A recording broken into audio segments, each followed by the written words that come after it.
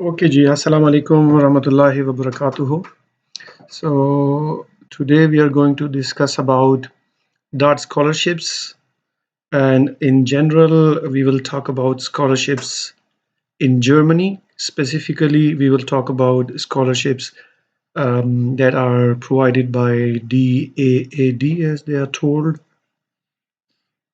are called in Germany as DAAD. Mostly outside Germany, they are called as DAAD Fellowships.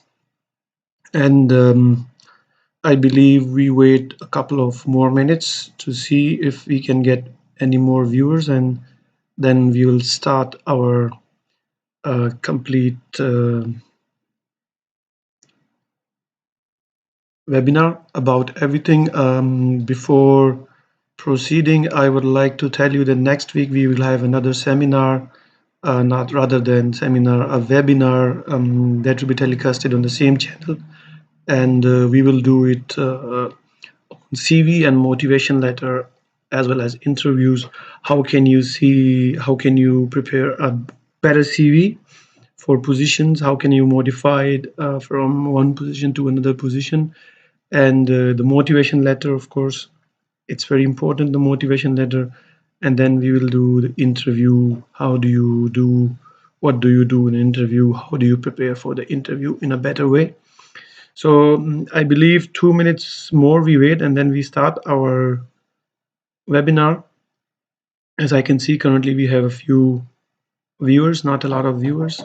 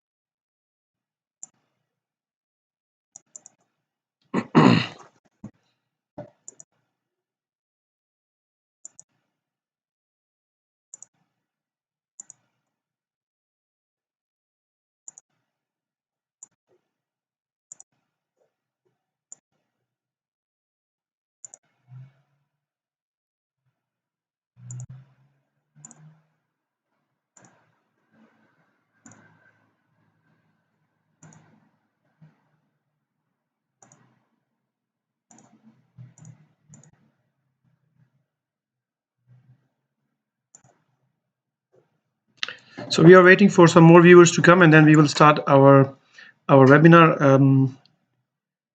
And we have a few problems at the moment, technical problems, due to which.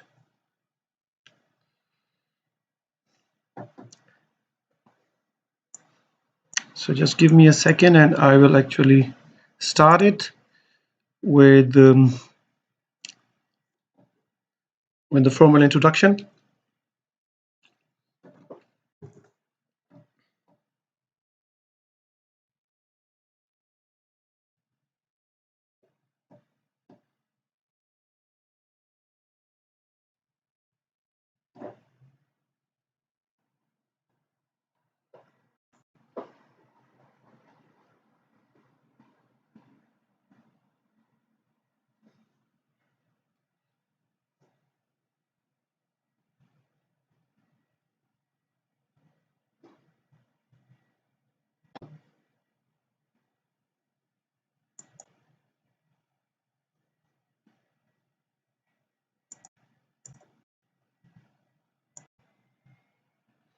Okay, so let's start the formal webinar on DAAD scholarships in Germany.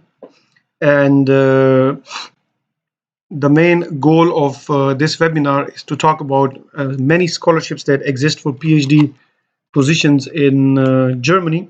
And we will emphasize more on DAAD fellowships.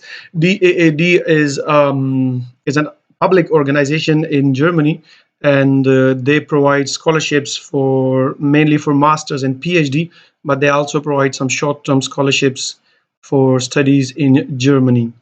And before going to discuss about DAAD scholarships, or any other scholarships in Germany, it is very important to understand the different kinds of scholarships that are provided anywhere in the world. In this case, we are focusing more on the Bundesrepublik Deutschland, which means the People's Republic of Germany. As you can see on the slide, there are two types of scholarships awarded everywhere in the world, and let's say in Germany. One is annual fellowships, and the other one is personal funded positions. So when we talk about annual fellowships, this means they are organizational either, or they could be institutional.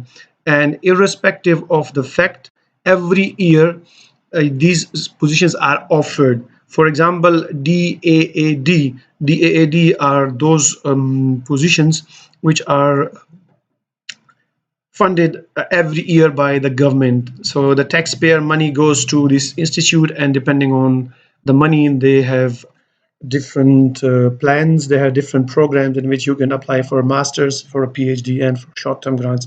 Then there are some institutional fellowships. They are also awarded annually, once a year. For example, ZIBI is one of the famous institutes in ZIBI means Zentrum. Zentrum in German means center for infection biology. Then Helmholtz, then Max Planck. I have a few screenshots so you can see here. This is the Max Planck Institute. Max Planck Gesellschaft, that's German, and this is the website. You could see written in red and highlighted in yellow. And if you see, they have applications are welcome, and every year they have these fellowship positions which are known as Impress. So, and if you go here, Impress means International Max Planck Research Schools, and these are fellowships that are awarded annually every year. Similarly, this is ZIBI, the Center for Infection Biology and Immunity. This is in Berlin. It's one of the very famous microbiology and immunology centers. I'm giving the examples more from biology because I'm myself a biologist. And if you see here, they also actually have their fellowship program every year. And you could see in the upcoming August 12th, currently they are not accepting any applications. It's closed. But on August 12th, they will open it and they will start asking for applications. And this is a fellowship that is asked, that will come up and pop up every year. You could apply for that. Talking about DAAD, DAAD is also annual, depending on the year, depending on the country. They provide fellowships. Depending on the funding, they provide every year PhD fellowships 13 to 25, and they mainly focus developing countries like India, Pakistan, Bangladesh, South African countries, South American countries, Peru, Argentina, I think Brazil also. They do not offer fellowships these days in China and some other countries that are no longer deemed as developing. But African countries have a good chance, Malaysian countries, the South Asian countries, all these countries, they have a very good chance of getting the AAD fellowships, scholarships or fellowships. This is, you can see the page of a DAAD, and I have highlighted it in red, where you can find scholarships. You can read about everything, and each and everything is given on this page. What kind of scholarships are there? What is the scholarship database doing? What funding options are there? What are important prerequisites? I will also discuss many things in this webinar later on in detail, but you can also learn a lot from reading from the DAAD website. One thing that I should really clarify here is this DAAD scholarship database or DAAD website can also be used to find out what kind of master degree programs are available in English for you. For example, somebody wants to do an English medium of instruction and medium of examination, master's or PhD in architecture. How would he or she know if these kind of degrees exist in German universities? The best page is to come to daad.de, and here you can find everything. So you can find everything here. You will find every university that is present in Germany. And Germany, there are many universities, small, big, medium size, and there are many English language programs. So DAD is not only for scholarships, but also for finding your most relevant degree programs as well. This will give you an insight. This is now after talking about different fellowships which are awarded annually, like DAD, like Helmholtz, like ZB, like Impress. I will talk about private or individual grants. And after that, just a minute, please.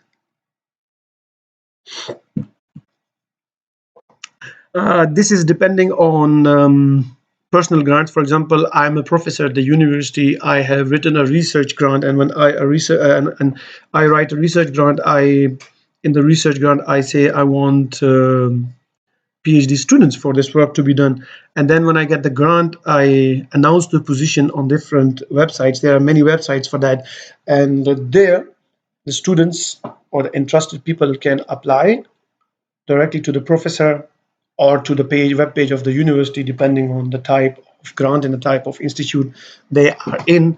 And then you would be interviewed by the professor if it's okay. The other thing is, in this case, you are not going to be in front of a panel. You do not necessarily need to have a proposal, because this is already a project which has been funded to the professor. So he would already know what kind of work has to be done. He will tell you in the interview. Sometimes they will also explain it in the position, the ad in which they have the position announced, and there is no panel involved. And normally the cases are decided pretty fast, because it's only one position or two positions, and only the PI, the principal investigator, the professor, or the research scientist who have won the grant from a particular funding company would decide the case. Like in this case, you could see it's a PhD position in bioinformatics, and that's the code number which is there, and virus associated carcinogenesis. And here you could see there a bit of job description as well as what are the desired qualifications. And if you see right in the end, there is contact of a professor here. So this is something that you would rarely see in case of annual fellowships, because annual fellowships, they are decided by a panel, and not one person is responsible for that. And there, each and everything will be counted: your qualifications, your credentials, how good is your CV, then how good is your research proposal, how good you have done in the interview. And based on that, you will get a collective scoring. And at the end of the evaluations, there is normally a panel meeting of 15 to 30 professors, and then they discuss each case one by one, and then they decide who gets the fellowship and who don't get the fellowship. But in this case, if you see, we can see Dr. Catherine Moru, and in this case, this grant seems to be from Dr. Catherine. Sometimes more than one professors are there, and they decide it. So in this case, Dr. Catherine would be most probably looking at the applications, and she would interview the most appropriate candidates, and they will decide. So normally it's not more than a week or two. But in case of fellowships, you have to wait, like, the whole process takes 8 to 10 months. And even after the interview, you have to wait 3 to 4 months, depending on the type, depending on the country. So I can give you examples from Pakistan, because I had seen it and I know about Pakistan, but should be similar more or less in other countries as well. The DAAD is actually the abbreviation of Deutsche Akademischer Austauschdienst, and this means the German Academic Exchange Program. What do DAA? What do they do? Is actually one of the largest. No, it is the world's largest funding organization. And what is the aim? They want exchange of students, international exchange of students. They want international students from all over developing countries to come to Germany and graduate here and learn about German culture, know about German people, and after that, you have a choice that you could go back to your country or you could find a job in Germany or anywhere else in European Union or anywhere you want. It was founded in 1925, so it means it's pretty old. And if you see um, their motto is they want to change the world by exchange, which means they want students exchange between the countries from like different countries come to Germany and they learn about how German culture is, how German people work, how are the things in advanced universities of Germany. A DAAD for countries, developing countries like Pakistan, Bangladesh, India, Sri Lanka, African countries, South American countries exist where we do not really exchange because only the developing country students come to Germany to study, not the Germans going to those countries, but they have some programs in which, for example, with the States, for example, with Canada, for example, with Australia, where the Australian students come for a semester to Germany and the German students go for a semester to Australia or States or Canada or New Zealand. So there's those kind of programs also exist here. They are specifically um, for German students, not for us, outside the scope of this webinar. So now, until now, it was very boring, and it was pretty much like a lecture of any university. And you would be thinking that, oh, is the same regulation boring stuff? No, it's not. We are gonna now discuss it in a different manner, different way. Please give me a few seconds. Thank you.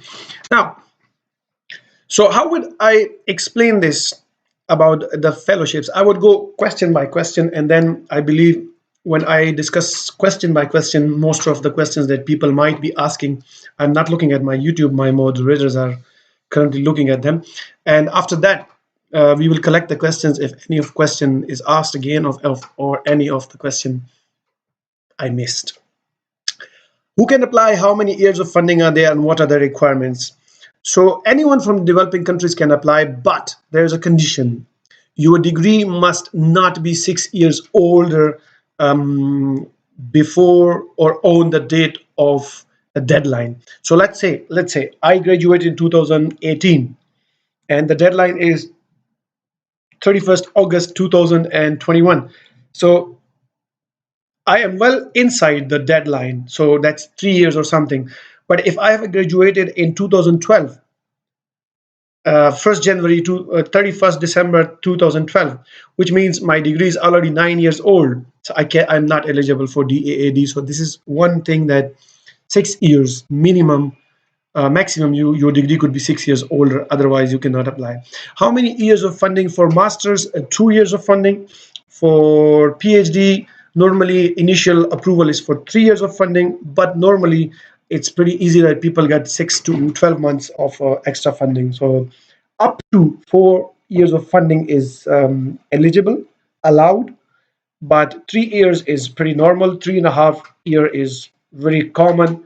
In some cases, 4 and 4.5 years could also be availed. This is for PhD studies. As such, DAAD does not offer postdoc fellowships. They offer postdoc fellowships only for those people who want to settle in Germany. So if you want to have to do a postdoc on DAD, you must already be settled enough in Germany, not German, but settled enough in Germany in which you can claim that I want to settle in Germany. That's in a university. I want to become a professor.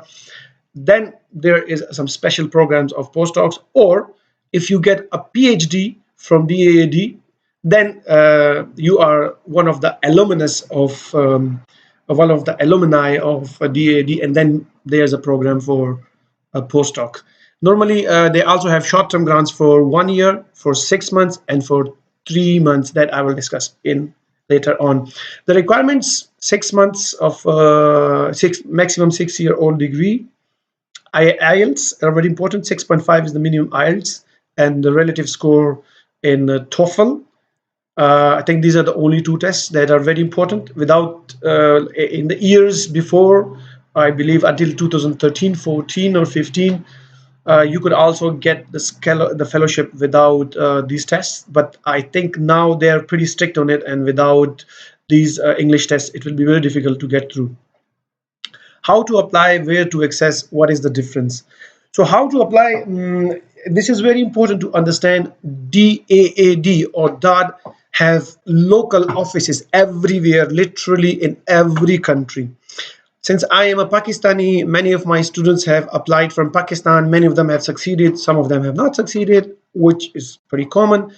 And there is a website I will explain in the later part of the webinar about Pakistani office, where you could see the dates. So, and you could see how to apply. And the difference is that every country has its own dates. So that does it like they have teams. So they have different dates for like Pakistan, India, Bangladesh, Sri Lanka. The same team cannot go everywhere. So the dates definitely vary. That's why the process starts somewhere in June, July, and it ends in the end of February or March, where they announce the results. Normally interviews in Pakistan are held in the middle of November, and the applications they start right at the end of July or the first few days of August. So there's a website. So just Google DAAD Islamabad and you will get it. Or I do not know if DAAD New Delhi will work or DAAD, let's say, Buenos Aires. I believe it will work because they have local offices everywhere. Most probably, these local offices would be in the capital cities. The deadlines I have already explained. For I know about Pakistan, normally it's the end of August, so either it's 31st August or it's 1st September. The portal is open only for 1 month. 31 days the portal is open, and in these 31 days you have to submit your application. What are the benefits, what are the financial gains, and what are the non-financial gains? Of course, the non-financial gains are that you interact with so many people. Germany is a very global country.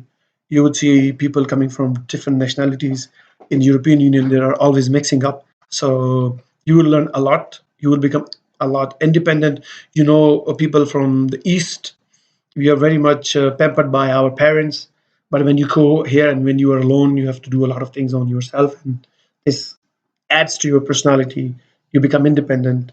And this is the non-financial gain. The financial gains are, of course, you will get €1,000 per month for master's fellowship and a €1,200 per month for PhD fellowship. If somebody is married, they can bring their spouse as well, and the spouse will also get a minimal amount from DAAD. Another financial gain is that if you have kids, you will get some money for the kids as well. And if you are living in an expensive city, for example, Munich in English, where the rents are really high, there you will also get like 20% rental help from DAAD as well. One of the non-financial gains is after completing your graduation, passing your degree, either master's or PhD, you will get job search visa for 18 months. And after getting your degree in the 18 months, if you find out a visa job, you can stay in Germany as long as you are working here. Okay, for master's scholarships, you have to secure admission in a German university beforehand. Definitely, this is understood. And there is a website where you can access all the German universities, and you have to apply through proper channel. And then, irrespective of this, you have to apply for that fellowship. And how do you do this? I will show it in the end. And for masters, there is a very strict rule that you must have 2 years of professional experience. So like if somebody has done a master's degree in architecture, he should have been working for at least 2 years. More than 2 years is okay, but at least 2 years. Somebody has done a PhD in botany, so he must be working professionally. It's not like somebody has done a degree in chemistry and he has been working as an architect in a firm. That's not professional experience. Funding is around for 2 years, and it's around 1,000 euros. In German universities, there are very few tuition fees, but you still have to pay your tuition fees. There will be no extra money paid to you for the tuition fees, but the tuition fee is roughly 200 to 300 euros per semester, which is pretty nominal, and you can easily find a way to pay from the fellowship that you are getting. You do not need any proposal because it's a master degree. You do not need to contact a lab or a professor or a PI, and you do not need a consent that, yes, I am going to support this student for his master's. This is something that is needed in case of PhD students. And the deadline, you have to apply on the same portal, and you have to apply exactly the same way PhD students apply. And the deadline is also the same for these fellowships. So the difference is that you do not need any proposal, you do not need any consent from a professor or a lab, and you have only 2 years of funding, and you must have 2 years of professional experience.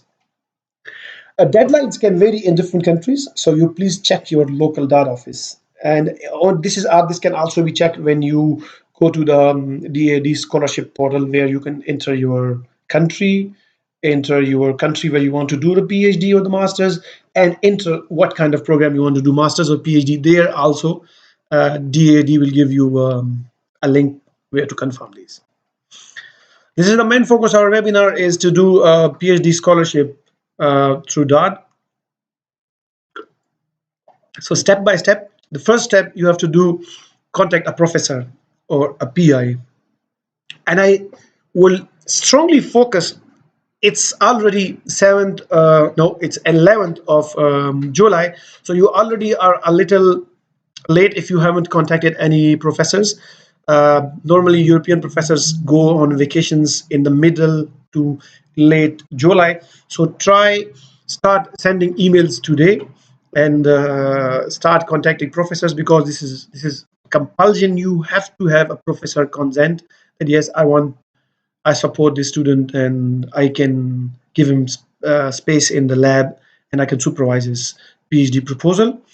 Then you have to write a good proposal. How would you write a good proposal? That I will explain in the next few slides. Then you have to go to the portal of DAAD, and of course do very good in the interview. One of the misconceptions that I have been listening, reading, and hearing a lot from my students, my friends, students of my friends, that without publications you will never get a good PhD position outside Pakistan, India, Bangladesh, all these countries. This is not true.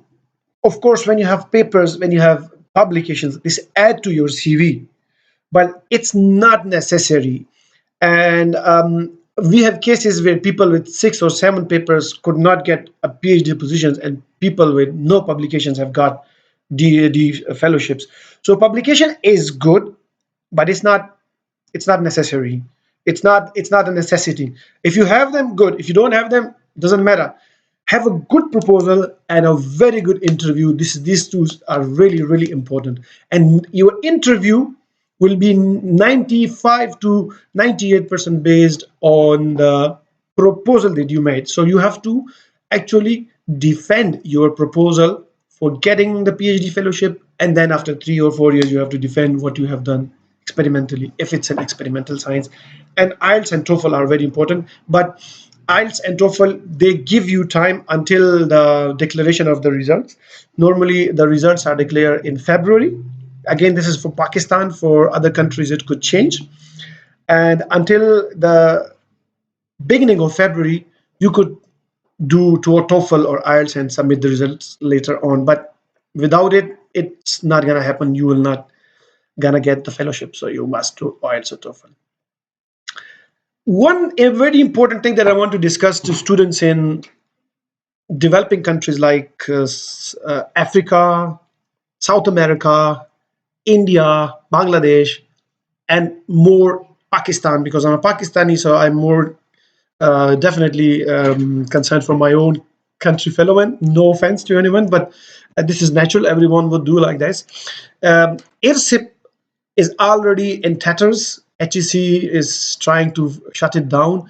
But even if you go for IRSA for 6 months, you could come to Germany for 3 months or for 6 months or for 1 year. These are short-term grants. The selection process is exactly 100% the same I explained for PhD. And imagine if you go to Canada for 6 months on IRSIP, if you are enrolled in a university as a PhD student in Pakistan. I think India have something similar programs. And then you come to München, TU München, or you come to Philips University in Magdeburg or anywhere in Germany, and then you spend 6 months here. So these 6 months and 6 months, IRSIP plus DAAD, it gives you a lot of exposure. You learn a lot, and we know we are developing countries. We do not have facilities. We do not have money for research that much. So in this 1 year, you can really excel. So I'll always tell my students, go for IRSAP, but also try on DAAD. It doesn't matter if you are already enrolled. If you are already enrolled, they will prefer you. Apply for a 1 year grant or apply for a 6 years grant on DAAD. And again, all these details will be available on your local DAAD website and on the major daad.de website as well. But they exist. Very few students know about it, but these things exist. 3 years, 3 months, 6 months, and 1 year. How to contact a professor? So it's very important to contact a professor, but first check what's your interest. I'm interested in artificial intelligence. I will definitely look for professors in artificial intelligence. I would not do. Many of the students, unfortunately, no offense, from India, Pakistan, Bangladesh, they don't even see if the person he or she is writing to is a professor or not, or not a professor, but a group leader or not. I am a very senior postdoc currently, working on academic staff position here in Germany. I get emails from many Indians, from many Pakistanis, and on LinkedIn. I want to do PhD. I want to do this. Go check my profile. Am I a principal investigator? Am I having my own group? No, I don't have my own group. I cannot take students. I cannot supervise students. I am myself working with the professor on a project. So do your homework. These kind of things make you look ugly. These kind of things make you look bad. Do your homework. Check if there's a professor. So when you check the profile of the professor, you would see he has PhD students. You would see he had like PhD students who have graduated in the past. And then you will know, yes. And then you will say current projects. So current, these are projects and completed projects. And there you could see, yes, this guy has been working or he has worked in the projects where I want to work. And maybe he still wants to work on something. And then you write to him. And then if not, find someone else. Do not just randomly fire. It's not going to work. These professors, they do not have time for your emails. If you do not write a good email, maybe they would read just one letter or one sentence and delete. So stick to the point. Do not go everywhere. Write to 3% or 2%, but they should be most relevant to your work. Do not shoot arrows in the air in the dark, giving yourself a misconception that it will hit the target. It's not going to happen. It never happens. How to write an email? So the first thing is stay formal. This is one mistake that I see a lot in South Asian people. Pakistan, India, Bangladesh, Sri Lanka, Nepal, Bhutan. I want to do a PhD with you. I want you. No, you cannot use the word want. No, you have to be formal. You have to be polite. I would like to. Kindly, please. So, and very important is you have to stay to the point. You have to stay very short, and you have to have a catchy subject line. If you do not have a catchy subject line, it's not going to happen.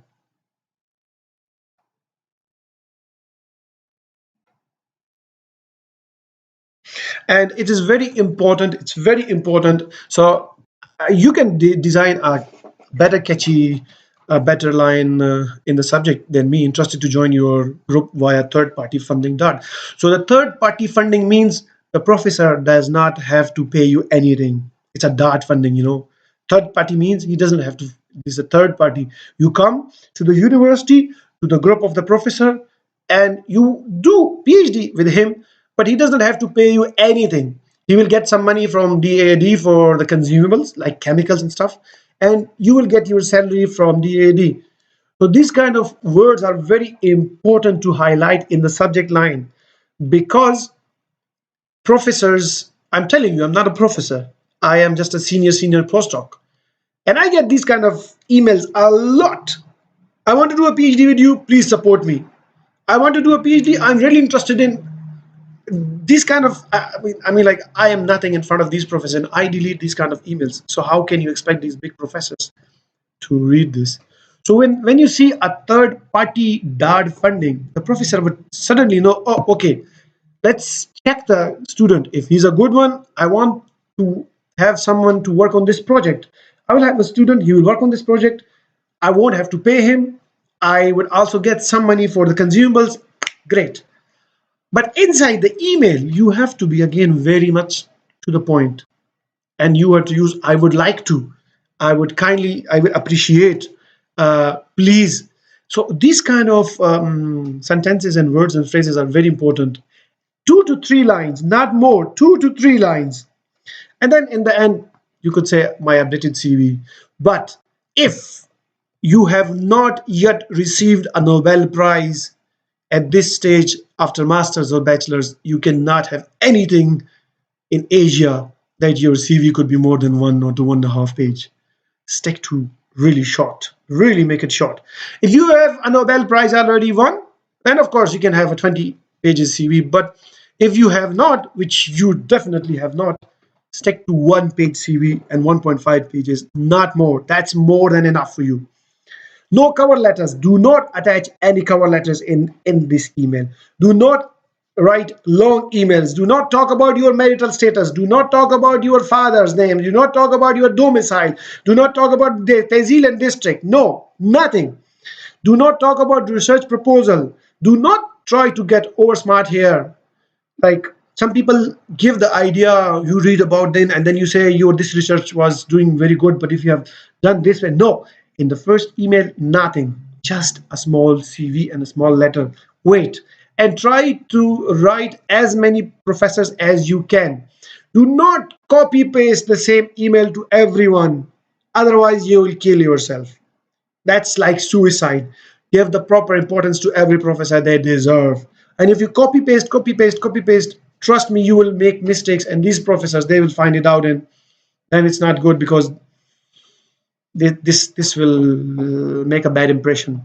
And these professors have linkages, and they could talk like, these Indian students or these Pakistani students, they don't care, and they just copy and paste. So do not do this. Stand out. Who will win? Who will stand out? Who will win? Who will be the different? Who will win? Who will perform better? Who will win? Who is more motivated? And someone who is more motivated, he will definitely take the extra mile.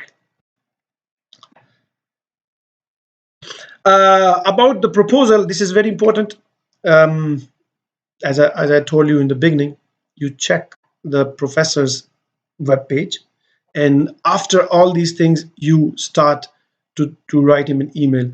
But you check your research interests, if it coincides with the professor's group, if he has been doing something similar currently, or he has done it in the past. Maybe if he has done it in the past, he has some kind of expertise, capabilities.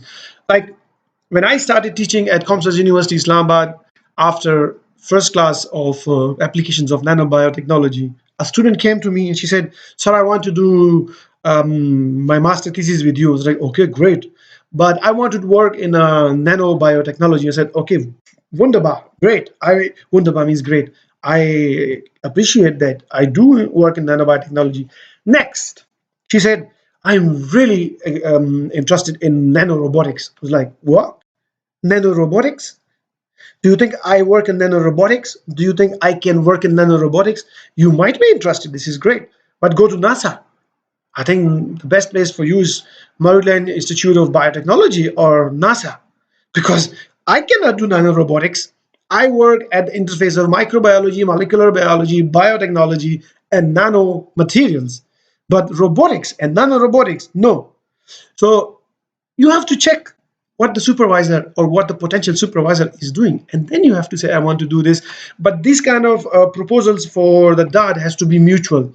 So you tell the professor, if he replies you in a positive way, most of them will not reply you.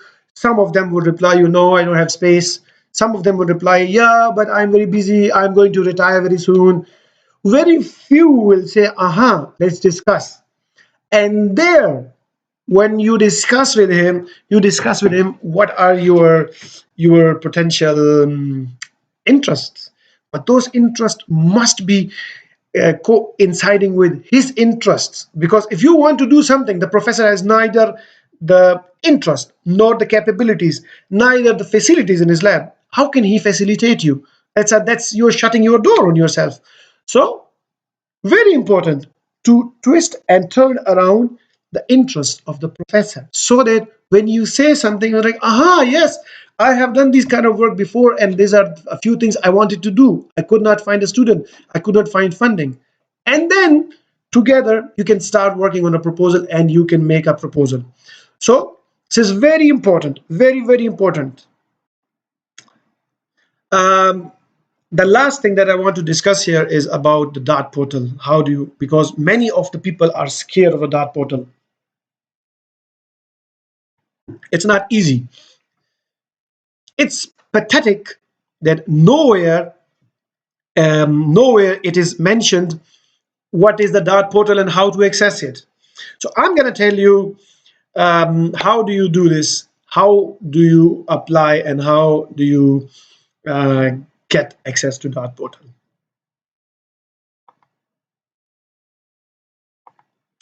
So until now, we have discussed about many things about DAAD, and now we are going to talk about some other stuff. The page that DAAD has is, just give me a second. This is the page of the DAAD portal, if you see. So the address is portal.daad.de. So I can write again, portal.daad.de.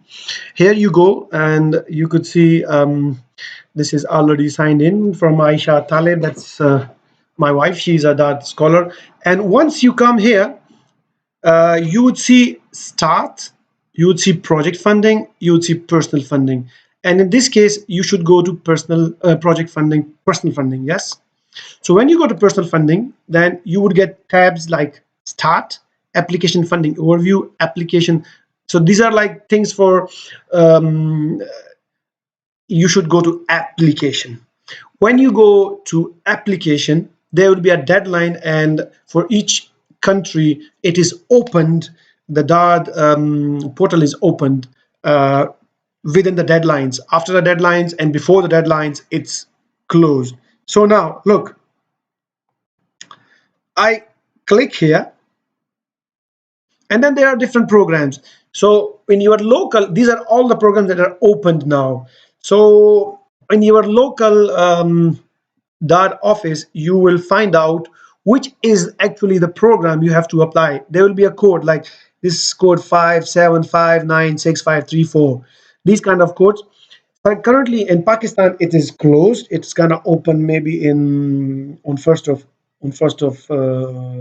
August. You should make a page here in the DAAD portal, and I can search here PH. Or I don't know if you are not. No, let's see.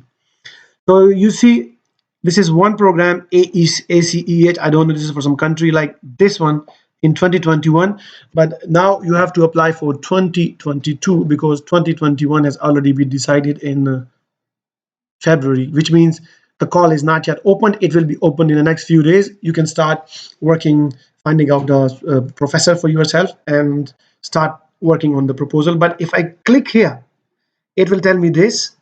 Then I have to come here, and then I have to say the country of residence. Let's suppose I'm from Afghanistan. I'm not from Afghanistan, but let's suppose I'm from Afghanistan. And you can see this is the.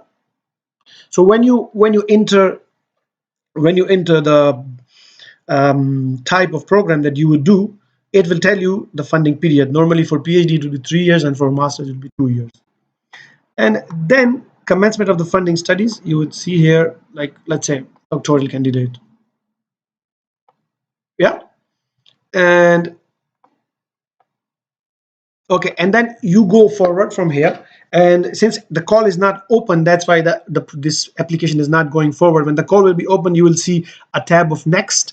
And then what will happen, you will receive a really long PDF file, a really long PDF file. And in that PDF file, you will see it will be a very long PDF file of like 17 to 18 pages, and you will fill that PDF file offline. You will download the PDF file and you will fill all the information in the PDF file, and then you will come back to the portal and you will attach that PDF file in the portal. And the PDF file is set in such a way that it will extract all the information from the PDF file into the DAAD portal. And after that, you do not need to do anything else. Just upload your research proposal with it. That would be 4 to 5 pages. The template is given by DAAD on their website. Even on the portal you would find it. Your CV, your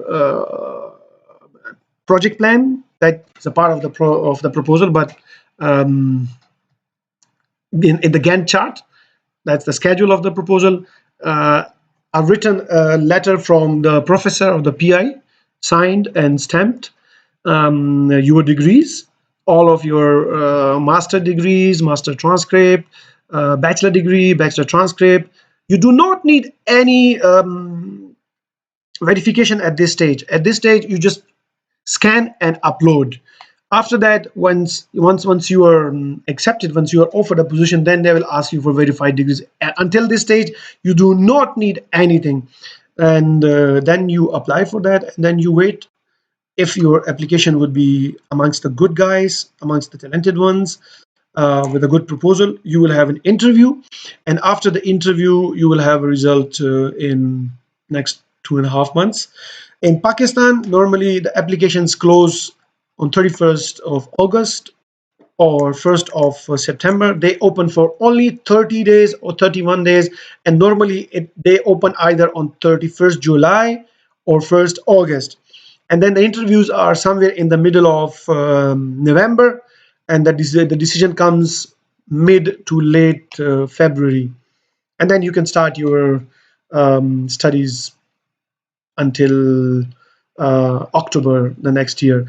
DAAD also provides you a 4 months opportunity to learn intensive German, which I recommend everyone who gets the position to follow, because it's very important to learn German. It's very good to have German, and after that you should continue, because if you want to stay after your PhD, you have no compulsion like in some other fellowships, like the one very famous from the United States of America, Fulbright. So Senator John Fulbright, there you have to return to your country at any cost. America will not let you continue. But in case of DAAD, you do not need to go back to your country. You can stay in Germany forever. And if you have good German, it will definitely help you. This was all about my webinar today. And now I have to ask my moderators to give me if there is any question that I missed. Thank you.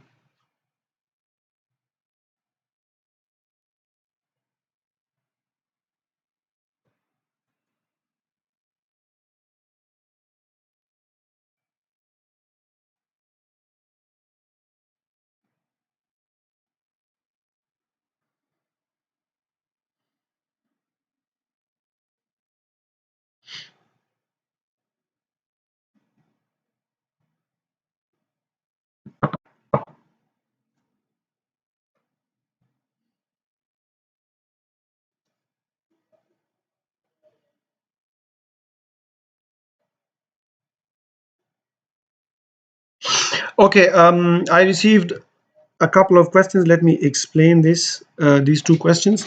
So the first question is, how can the proposal help your country? It's a very good one. So normally, you should focus on the problems of your country, and you should go for proposals discussing how this will help your country. And there are many things in research for Pakistan, India, Bangladesh, and South American countries.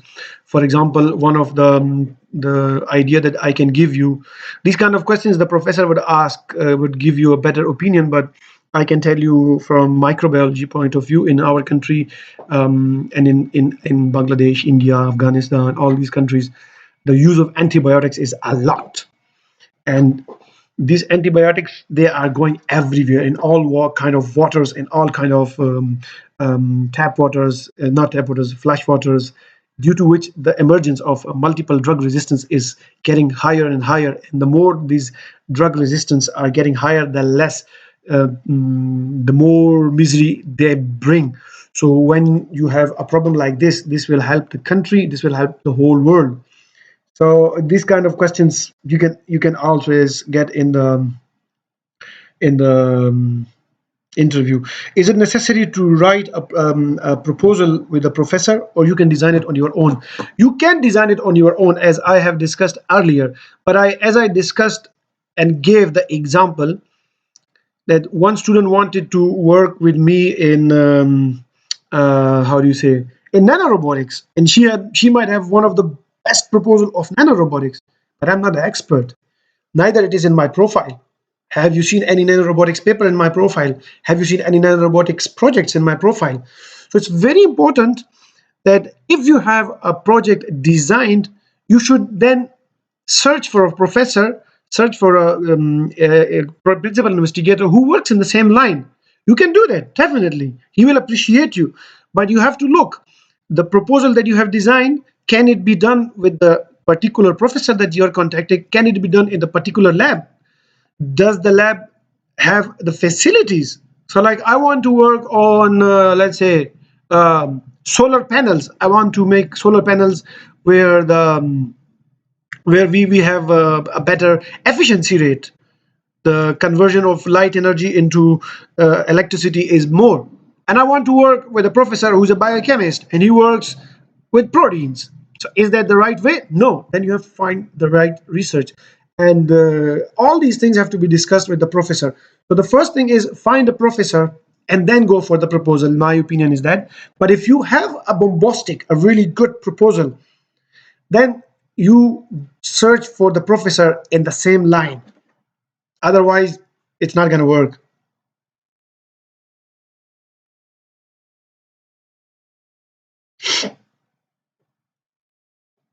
What kind of experience is required? Experience is required only if you want to apply on DAAD for masters. So professional experience, let's say you are an aeronautical engineer. Let's suppose you have done your bachelor's in aeronautical engineering. So you should have worked at least 2 years in somewhere in where you had been working with aeronautics. You are a chemical engineer or you are a food technologist. You are then BS in food technology. And sorry for that. And then you want to do a master's in Germany through DAAD. What would you do? You would have at least 2 years of food technology experience in a company like MDH, like Mitchell's, like Shan. So any kind of experience where you had been working with what you have learned in your degree. Let's suppose you have done a bachelor's in medicine, the doctors, bachelor of medicine and bachelor of surgery, MBBS, and you have been working 2 years in a hospital. Then you have 2 years of experience and you are eligible for a master's scholarship on DAAD. Let's see if I have any more questions.